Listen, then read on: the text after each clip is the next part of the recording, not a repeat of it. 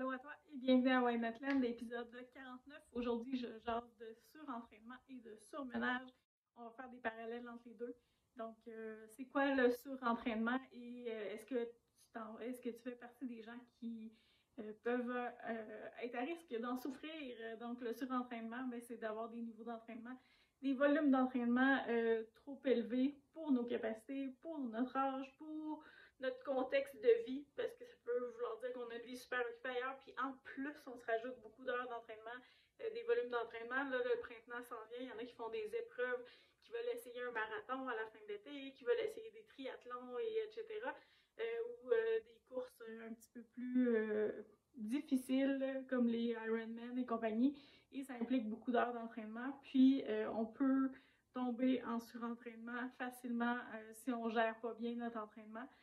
Ça peut être le cas aussi des spécialistes de la santé, des kinésiologues. J'ai envie de faire de la sensibilisation là-dessus parce que quand on est entraîneur, quand c'est ça notre travail, on est sollicité beaucoup, on bouge beaucoup et ça se peut que si on n'est pas en mesure de dire non, qu'on a de la misère à mettre nos limites, qu'on a de la misère à gager ce qu'on est capable de prendre, ça se peut aussi qu'on tombe en surentraînement si on en fait trop.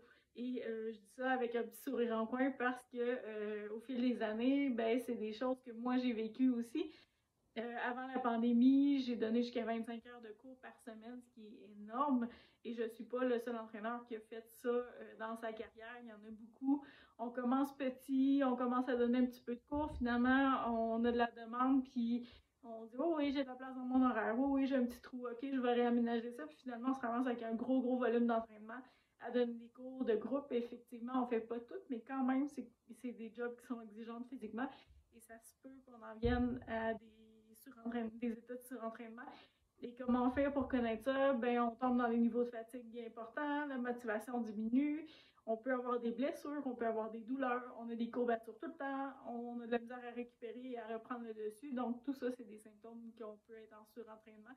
Donc, c'est à faire attention. Et si on fait beaucoup de volume d'entraînement en vue d'une épreuve, une Spartan Race ou quelque chose comme ça, ben, si on a les mêmes symptômes, si on a de la difficulté à récupérer des blessures, si on a de la difficulté à regagner notre énergie, puis qu'on est raqué pendant des semaines de temps, puis on ne reprend jamais le dessus, c'est un signe que c'est peut-être trop pour nous, c'est peut-être trop pour notre mode de vie aussi, pas juste au-delà de nos capacités, mais c'est juste qu'il faut considérer le travail, la vie de famille, puis tout ce qui entoure ça, qui fait que on a une réserve d'énergie qui a une limite, et le danger quand on fait des volumes d'entraînement élevés, c'est qu'on ne voit pas venir nécessairement le mur de la fatigue qui s'en vient parce qu'on est de plus en plus en forme, nos capacités s'améliorent, tout devient de plus en plus facile.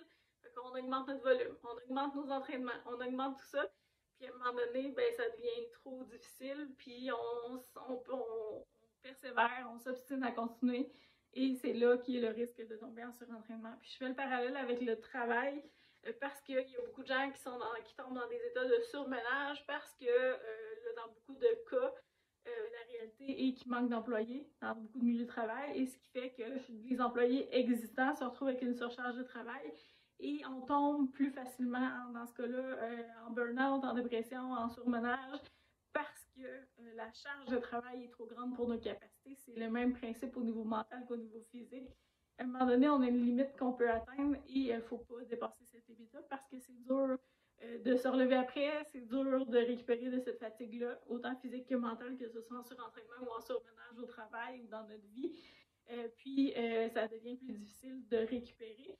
Et il faut apprendre de ces situations-là parce qu'il ne faut pas retomber éternellement dans ce cycle-là, dans ce trou-là. Est-ce que ton milieu de travail te convient? Est-ce que si c'est rendu qu'il manque d'effectifs puis ça devient super difficile, est-ce que tu es encore à la bonne place? Est-ce que la job qui te convenait avant est encore la job qui te convient maintenant si tu fais le travail de 3 personnes? Est-ce que tu vois ça viable à long terme? Est-ce que tu vois ça possible de trouver des solutions avec ton employeur ou tu es dans un cul-de-sac puis ça va juste en empirant tout le temps? Mais tu es peut-être mieux de te sortir de là si c'est ton cas, de trouver des alternatives, de diminuer tes heures pour t'épargner un peu ou de mettre tes limites pour te respecter dans tout ça. Donc, que ce soit au niveau physique, au niveau mental, il faut que tu apprennes à dire non. Et c'est la meilleure arme que tu as pour le surmenage, pour le surentraînement, c'est d'apprendre à fixer des limites et d'apprendre à respecter tes propres limites. Donc, c'est le conseil que j'avais envie de te partager aujourd'hui, que ce soit en entraînement ou dans ton travail ou dans ta charge mentale ou ta charge de responsabilité. Si tu trouves que tu étouffes, tu manques d'air, c'est trop pour toi, ben il est temps peut-être de faire des choix différents au lieu de juste d'endurer puis d'user la corde. On veut pas que la corde pète, fait que prends soin de toi, prends le temps de t'arrêter, prends le temps d'analyser ça, puis regarde qu'est-ce que tu peux faire surtout comme changement pour que ta réalité de vie soit plus adaptée à tes besoins, à tes capacités, puis que tu puisses t'épanouir là-dedans et non juste subir ta vie de travail, ta vie d'entraînement et ta vie tout ça et d'être continuellement dans le stress. À un moment donné, le corps a ses limites et il va flancher et organise-toi donc pour pas te rendre là, s'il te plaît. Fait que voilà pour aujourd'hui. Merci de ton écoute. Je te dis à bientôt pour le prochain épisode. Il en reste juste 3 parce que je m'étais engagée 3, ça paraissait pas sur l'image. Je m'étais engagée à en faire 52, donc il en reste juste quelques-uns pour compléter la boucle de 52 vidéos, 52 semaines. Donc, on se parle bientôt pour le prochain épisode.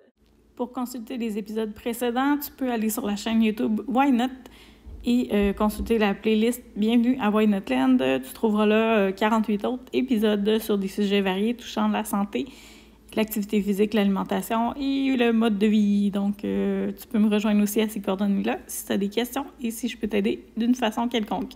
À bientôt!